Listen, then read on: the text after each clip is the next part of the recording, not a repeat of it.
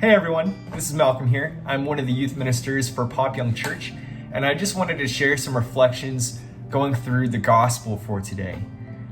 There's a few parables that Jesus goes through with his disciples and these crowds, and one of them he goes through the weeds among the wheat, and he talks about how among this good fields, these servants that had planted all this good wheat, there appeared to be weeds that were sown among the wheat.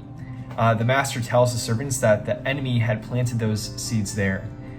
I believe Jesus is trying to point us to our world when we go through trials and tribulation, which is definitely happening for many of us right now. And he mentions that we're going to coexist with many trials and tribulations. But at the same time, if you notice, the next parable that he talks about is the seed, the mustard seed. And we hear this a couple times in the gospel where he talks about our faith must be the size of a mustard seed.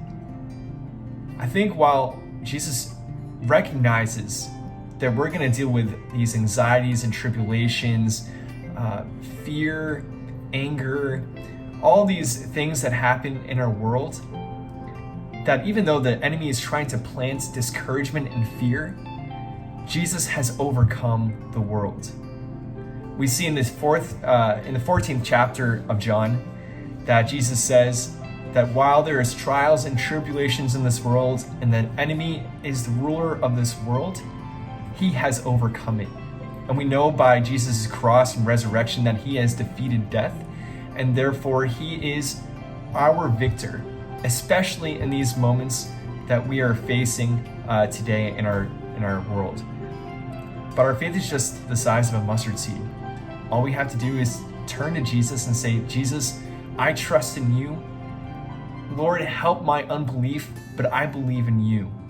We see that every time that there are people in the gospel that turn to the Lord in faith, they're either miraculously healed or Jesus just does something crazy with them. But he wants to do the same for us, and he doesn't hold anything back. So let's turn to the Lord today. Let's turn to the Holy Spirit and say, Lord, I trust in you. Jesus, I trust in you, that you are the victor in my life today, and you are the only one that brings me peace in these moments of tribulation.